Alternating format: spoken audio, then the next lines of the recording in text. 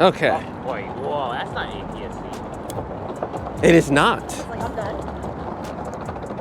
That's not what we agreed on. Right now we're in our low light phase. We do have a tripod. And what I have right now, I have my filter bracket because it was a little brighter earlier. But we're gonna minimize the ISO, about 100.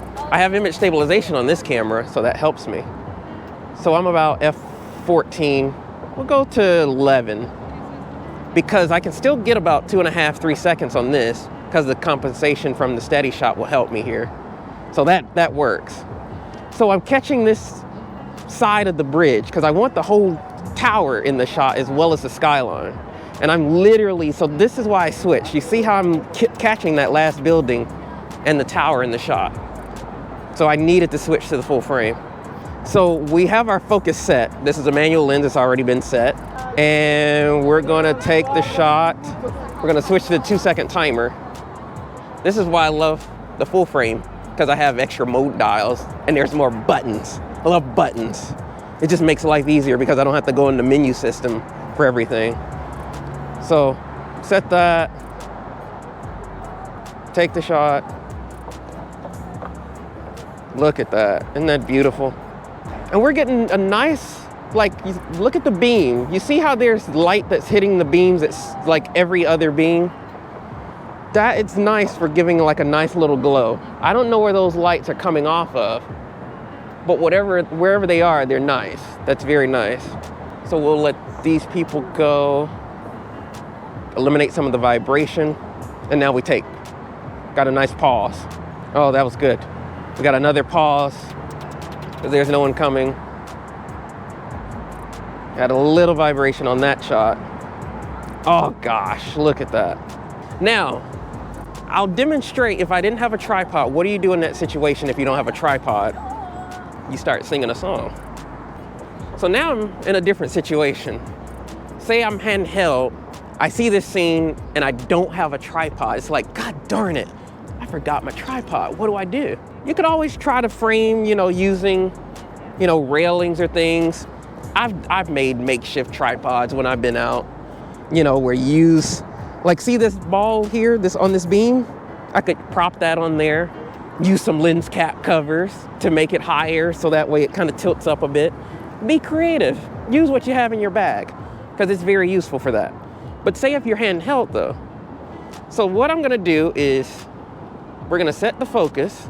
Now, because I can't go as slow, now we gotta change the ISO. So that's where this is a big sort of primary focus for us, is gonna be the ISO here. So I'm gonna increase this. We'll do 640, but then I'll come down a bit on the aperture. And again, we got image stabilization on this. So I'm gonna turn off the 2-second timer and then take that. Take another, hold your breath in. One more. And see, that's perfectly in focus. Even though we increased our ISO, we're only at 640. So it's still gonna be a really clean image, especially if you have good glass. So you don't necessarily need a tripod. The only difference of the handheld shot as opposed to the tripod shot is that I don't get the motion of the people as well. And then I don't see the motion of the clouds. So that's why, if I'm using a tripod, why I go long on my exposure, because I want to catch the movement of the clouds. It's not necessary, especially in this situation. You can't see the water on the bottom, so I don't really have to worry about having a really long shutter speed. But then there are times where I don't always want to do that. You can still get away handheld. Very simple. It's just gonna come down to your ISO at that point. I like doing 2 frames. I got my horizontal, now let's get some vertical. So the focus is already set. I don't have to worry about that. In the vertical, I'm not as steady to go this slow. So I need to go a little faster. So I'm gonna go to 1,000 and I'm gonna take this. Oh, that was actually perfect. That was perfect. When I'm doing different orientations, like, I can handhold this better than I can this, just because I get a nice, better grip on the camera. So I can go a little slower here, but I had to go up 2/3 of a stop, so that way I can handhold that pretty well. Now, I like them stationary. I'm gonna get this. Let's see, let's frame it like that. Nailed it. Because I got the buildings. That's what I'm concerned about, the buildings. The people here, not as important. And it's handheld, no tripod. I think it's a lot easier than what people might think of it to be. But yeah, you don't always need a tripod. Where this comes in handy, if you just want a really, really, really clean image to where you can shoot at ISO of 100, ISO 50. That's it. Here we are in Adobe Lightroom Classic, showing one of the images that I happened to capture earlier, and I wanted to take you through some of my adjustments for this particular image. Now for this video, we're actually going to focus solely on color adjustments. So I've already gone through and made adjustments in the basics and tone curve of my image. And you can see here of what the image looked like prior to doing any of the adjustments. And then on the right, we have with those basic adjustments and our tone curve adjustments. The first thing I'm going to do is change my profile from Adobe Standard and select Modern 7. Now what this does is gives me a nice contrast and also a little bit of a warmer vibe to the image by using that particular profile. Once I've done that, we'll come down to our HSL or color mixer. We're gonna manipulate all of these individual color channels to give that warmer, rich vibrancy to this photo. Let's get started with adjusting our red. For our orange, we'll go more in that direction as well. For our yellow, more of the same. For our green, we want to have a richer green in our image because there is a few specks of green here in this image. For our aqua, we'll do the same as well, go up quite a bit here. For our blue, let's go a little bit more on the blue side. And then for our purple and magenta, we'll go to where it's a little bit more on the red side as well. Let's go to our saturation to really make those colors stand out. So let's increase our red. We'll go significantly higher in our orange color tone.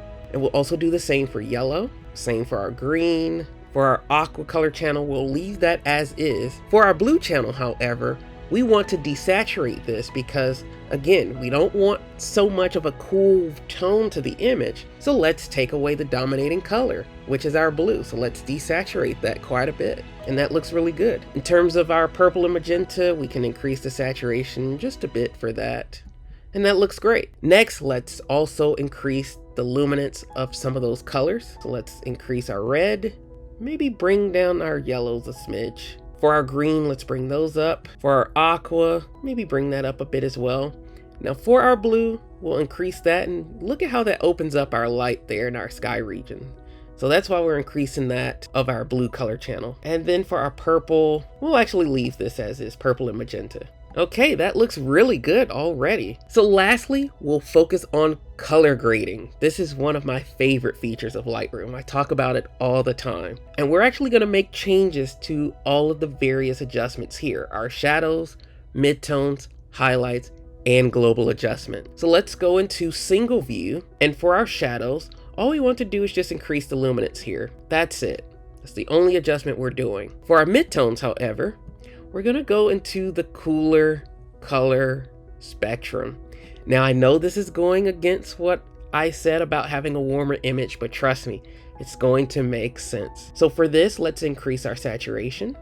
And then next, let's go to our highlights and we'll go into the warmer spectrum here and increase saturation quite a bit. And we'll go into global and do the same thing. Go more to the warm and then increase our saturation.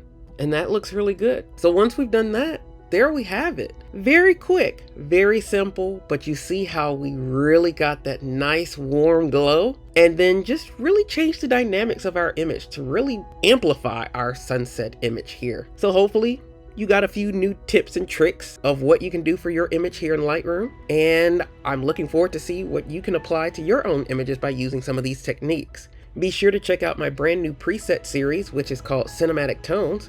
I'd love to see what you can use these new presets for in your images, and be sure to share them with me on Instagram at Professor Hines. As always, you can find more tutorials, videos, and helpful guides at professorhines.com. So until next time, I will see you all in the next video.